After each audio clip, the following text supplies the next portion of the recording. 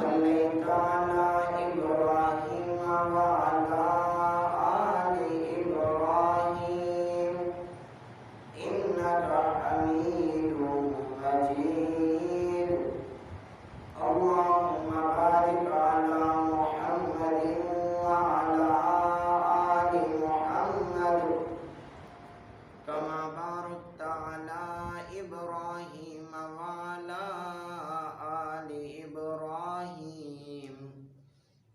إنك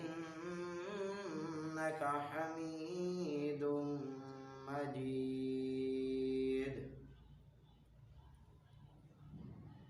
یا الہی جب تک کہ میرے جسم میں جان رہے تجھ پہ صدقے تیرے محبوب پہ قربان رہے میں رہوں یا نہ رہوں پر دعا ہے دل کی دین احمد رہے اور عزت قرآن رہے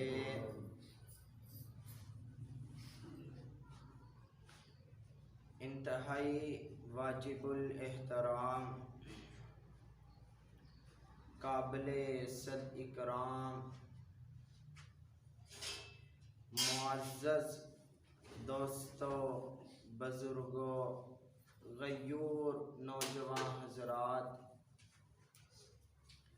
گزشتہ جمعہ میں سیرت سیدہ عائشہ صدیقہ رضی اللہ تعالی عنہ بیان ہوئی تھی اور اسی ماہ رمضان المبارک کے اندر 10 رمضان المبارک کو آقا علیہ السلام کی پہلی زوجہ محترمہ جناب سیدہ طاہرہ خدیجۃ الکبریٰ رضی اللہ تعالی عنہ کا یوم وفات ہے، تو ارادہ ہے کہ آقا علیہ السلام کی پہلی زوجہ جناب سیدہ خدیجۃ الکبریٰ رضی اللہ تعالی عنہ کی سیرت کے چند واقعات آپ حضرات کے سامنے پیش کیے جائیں۔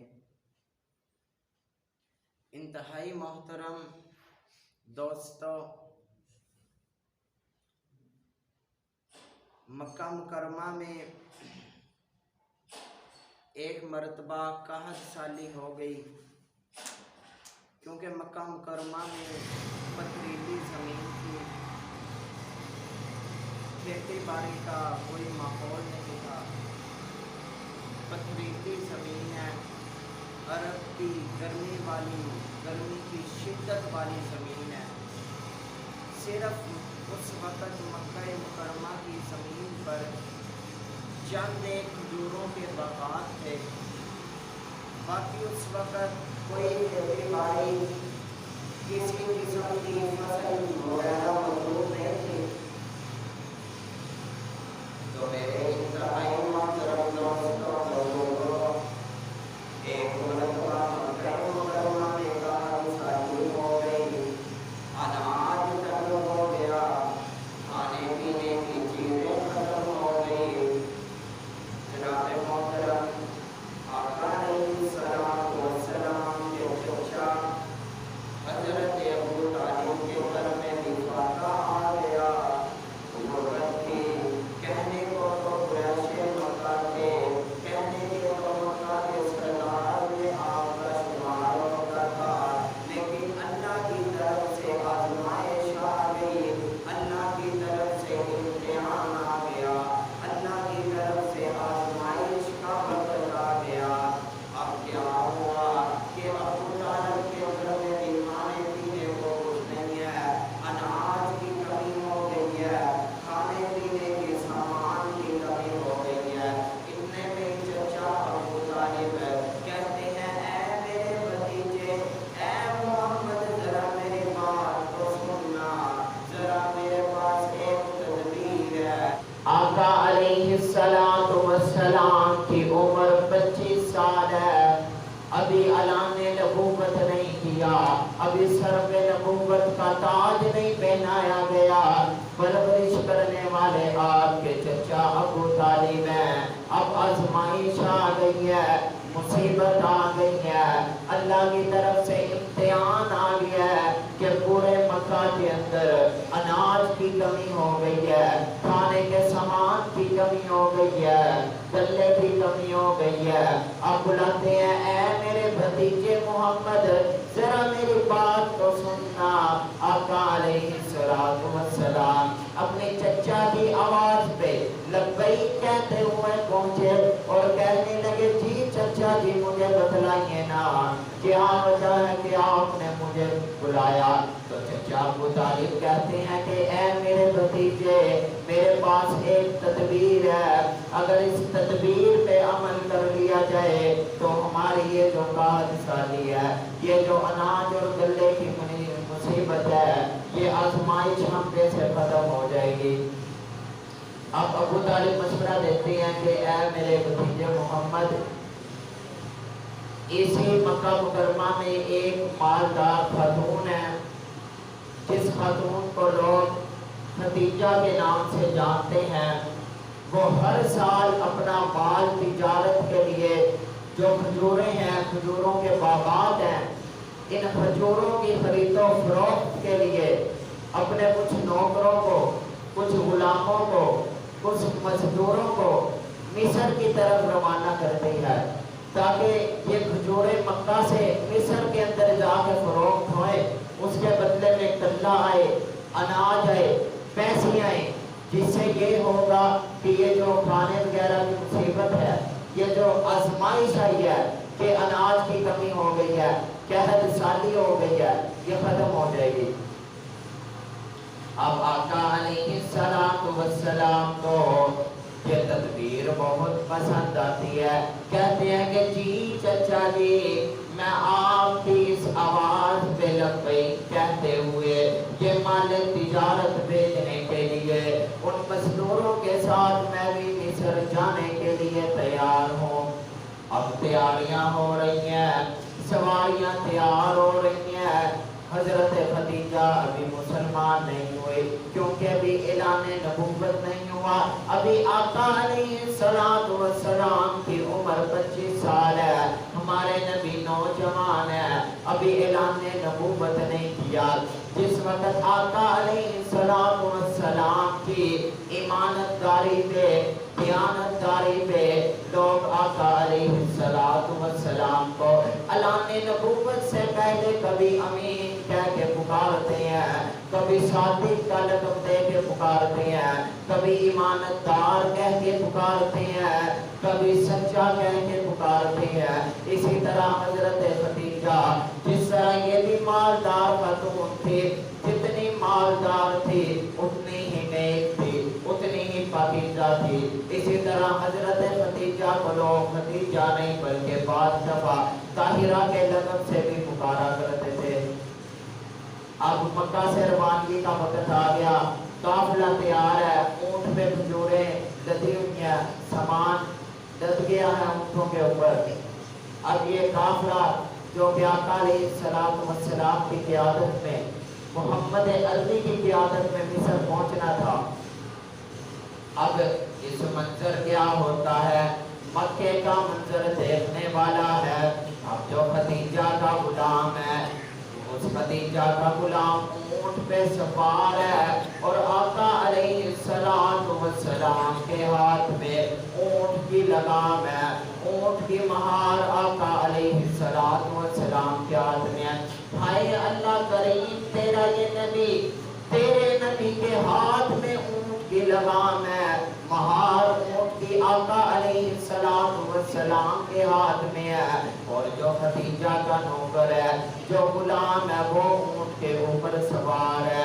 اب مکے والوں نے یہ بھی منظر دیکھا کہ آقا علیہ السلام جوانی کی زندگی میں تجارت کے لیے نکل رہے ہیں۔ اب یہ تجارت بھی تو سنت طریقہ ہے نا۔ اسی طرح حضرت خدیجہ اپنے غلام کو کہتی ہیں کہ اے میرے غلام، یا غلامی، جب آپ مکہ سے باہر چلے جائیں، جب آپ کا قافلہ مکہ شہر کی حدود سے باہر نکل جائے، تو ایسا کرنا، یہ جو محمد عربی ہے اس کو تو اونٹ پہ سوار کر دینا اور خود تو پیدل چلنا۔ اب یہ جو قافلہ نکلتا ہے مصر جانے کے لیے، اس قافلے کی نگرانی اور اس قافلے کی قیادت کرنے والے آقا علیہ السلام ہیں۔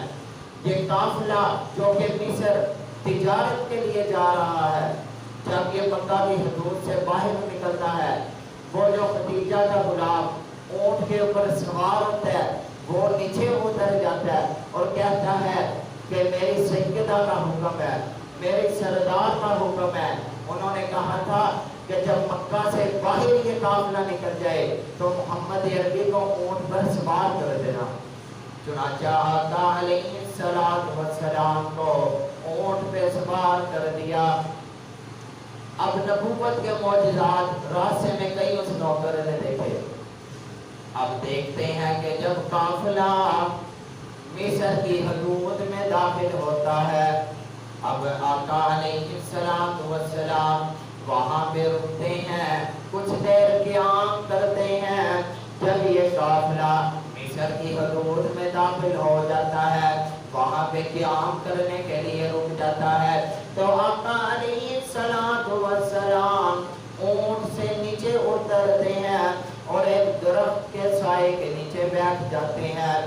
اتنے میں ایک راہب, ایک پادری, اس وقت کا تورات اور انجیل کا حافظ, تورات اور انجیل کا علم رکھنے والا, تورات اور انجیل کا عالم, ہاتھ میں تورات یا زبور کوئی کتاب پکڑی ہوئی ہے اور بھاگتا بھاگتا آقا علیہ السلام کو دیکھتا ہے.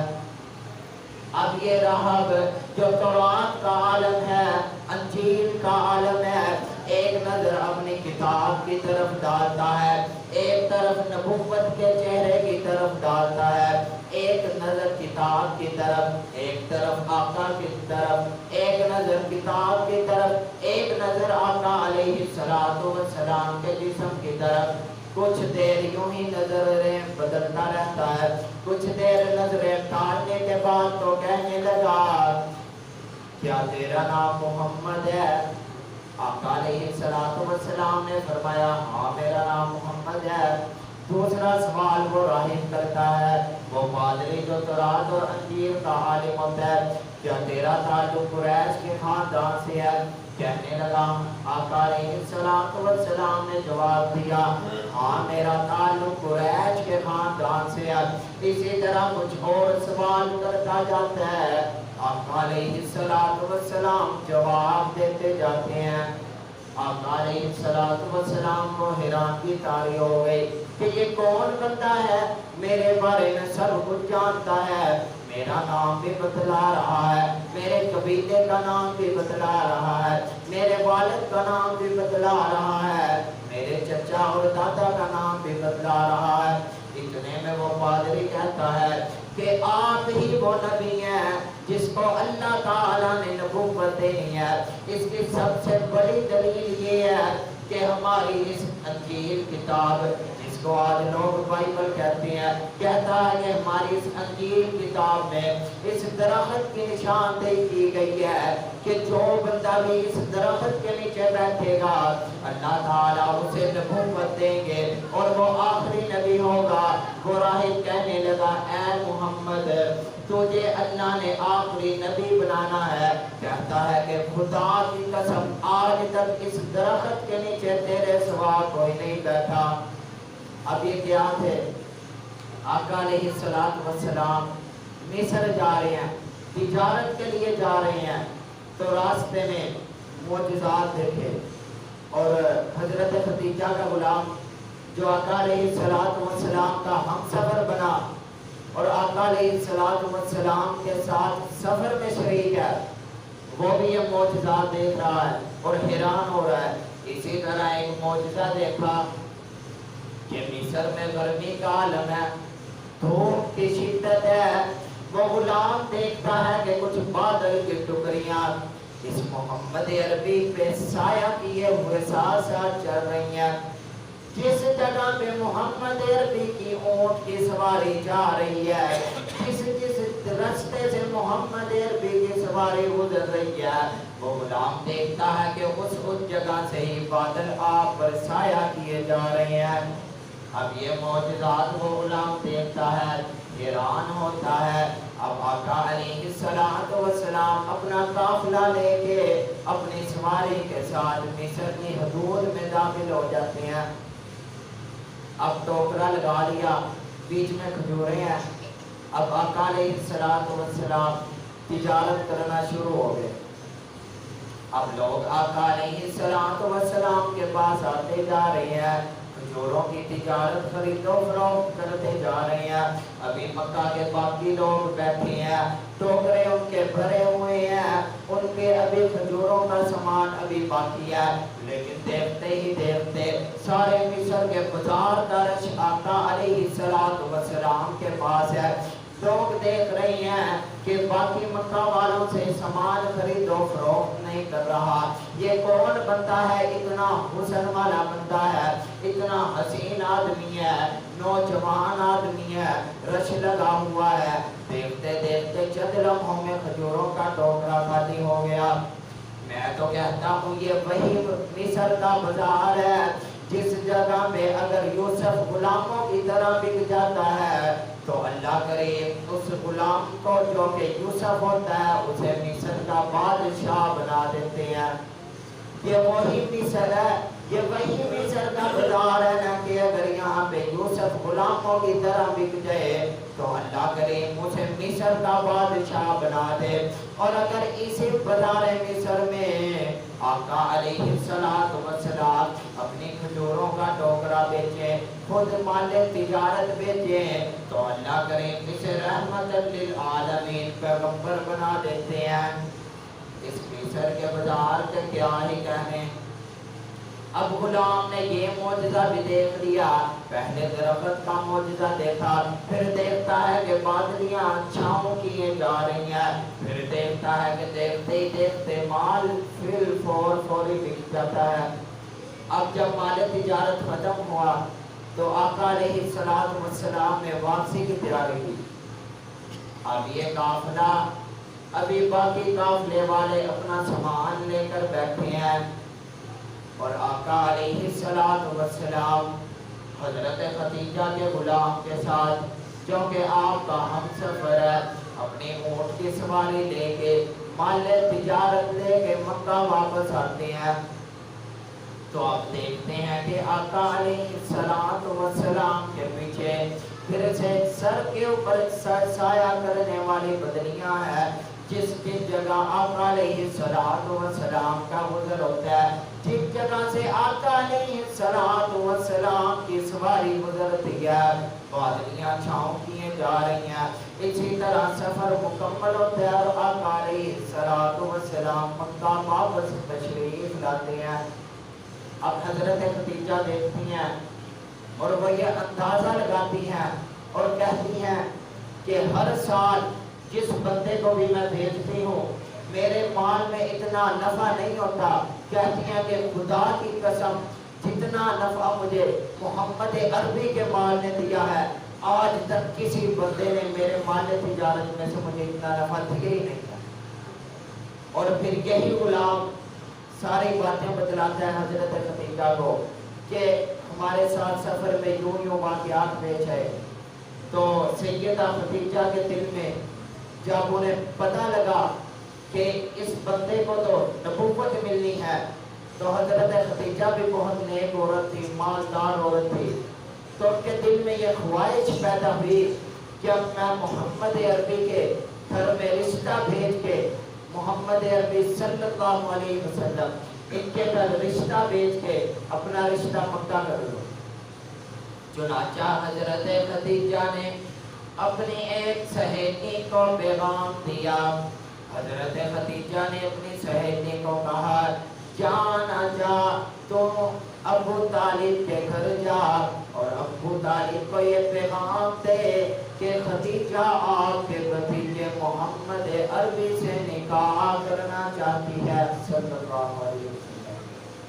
اب حضرت ابو طالب کو یہ جب نکاح کی بات پتہ لگی تو آپ نے اپنے بھتیجے محمد عربی کو بلایا اور مشورہ کیا کہ یوں خدیجہ نے تمہارے لیے نکاح کا پیغام بھیجا ہے, کیا تم اس کو قبول کرتے ہو؟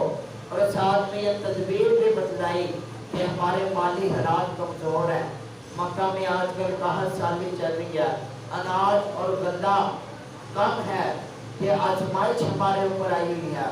اگر تم خدیجہ سے نکاح کر لو, تمہاری خدیجہ سے شادی ہو جائے تو خدیجہ بہت مالدار ہے, ہماری یہ جو پریشانی اور مصیبت ہے جو یہ ہمارے اوپر 60 سالی تاری ہوئی ہے یہ بھی ختم ہو جائے گی۔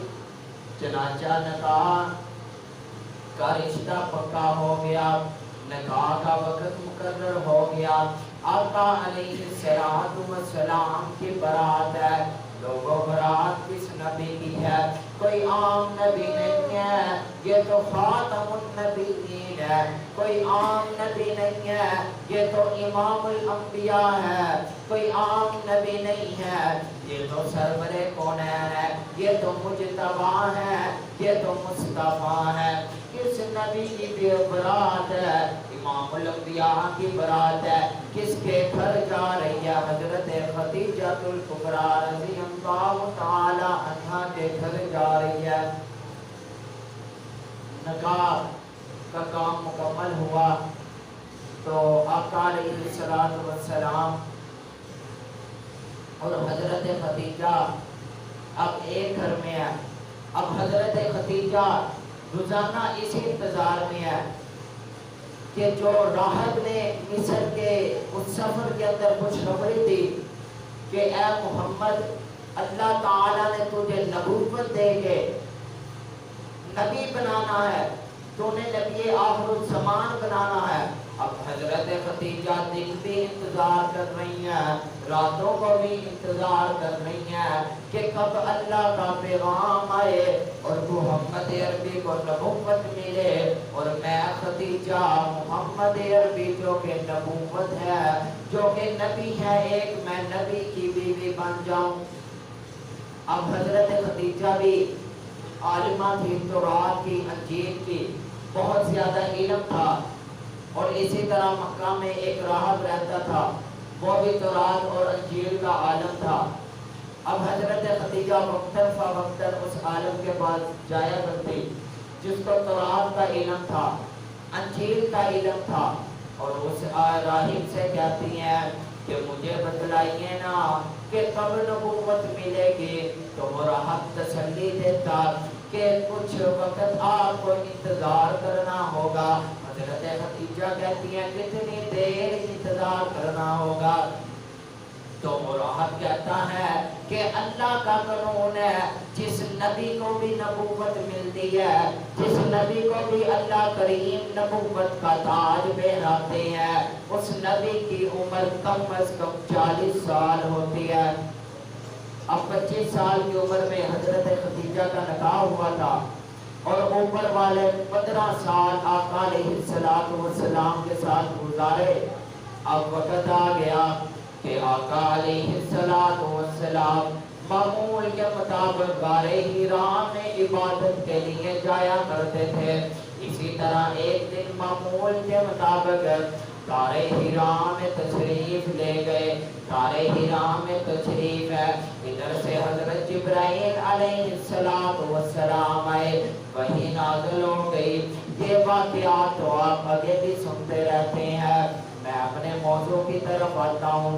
آقا علیہ السلام کو جب وحی نازل ہو گئی، نبوت مل گئی، تو آقا علیہ السلام غار حرا سے واپس آتے ہیں۔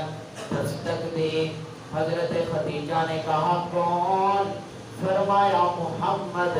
حضرت خدیجہ نے دروازہ کھولا، آقا علیہ السلام نے سلام پیش کیا، آپ نے جواب دیا۔ حضرت خدیجہ فرماتی ہے کہ میں دیکھتی ہوں کہ آقا علیہ السلام کی طبیعت بہت نازک ہے، جسم پہ کبھی تاری ہے۔ اتنی دیر میں آقا علیہ السلام نے فرمایا اے خدیجہ مجھے کوئی چادر دے دو نا، میرے جسم پہ کبھی تاری ہے، میری طبیعت ناساد ہے، مجھے کوئی چادر دے دو نا، میں کچھ وقت آرام کرنا چاہتا ہوں۔ اب آقا علیہ السلام چادر لی اور سو گئے۔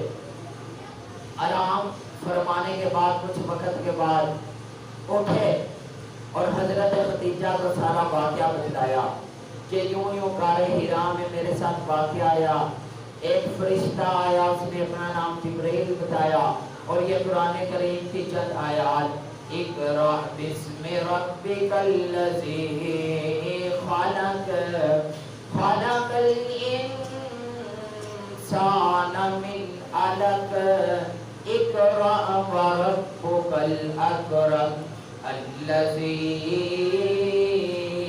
अल्लम बिल कलम अल्लमल आलम। आका अलैहिस्सलातु वस्सलाम ने फरमाया, ए खदीजा, ये 5 आयात हैं और एक फरिश्ता आया है, उसने मुझे कहा कि ए मोहम्मद, ए हुजूर, अब आपको अल्लाह ताला ने नबुव्वत दे दी है, अब आप सिर्फ मोहम्मद नहीं रहे, अल्लाह ताला ने आपको नबुव्वत दे के मुहम्मदुर रसूलुल्लाह बना दिया है सल्लल्लाहु अलैहि वसल्लम। सब कहती हुई है। अब आका अलैहिस्सलातु वस्सलाम ने सारा वाक़या बतलाया। हजरत खदीजा को तो इसी दिन का इंतजार था। आपने तो शादी ही इसी मकसद के लिए की थी कि मैं मोहम्मद अरबी से शादी करूं, जब अल्लाह ताला मोहम्मद अरबी को नबुव्वत दे दें तो मैं नबुव्वत की बीवी बन जाऊं। आका अलैहिस्सलातु वस्सलाम को जब नबुव्वत मिली, सारा वाक़या सुनाया, तो हजरत खदीजा ने फिल फौर इस्लाम कबूल कर लिया। जब आका अलैहिस्सलातु वस्सलाम ने कलमा तय्यबा सुनाया, कहा कि क़ूलू ला इलाहा इल्लल्लाह मुहम्मदुर रसूलुल्लाह तुफ़्लिहून। ए खदीजा, इस कलमे का इकरार कर लो कि अल्लाह एक है और मैं मोहम्मद सल्लल्लाहु अलैहि वसल्लम अल्लाह का रसूल हूँ। ए खदीजा, तू कामयाब हो जाएगी। अब हजरत खदीजा ने कोई टाल मटोल नहीं की, कोई वक्त नहीं मांगा।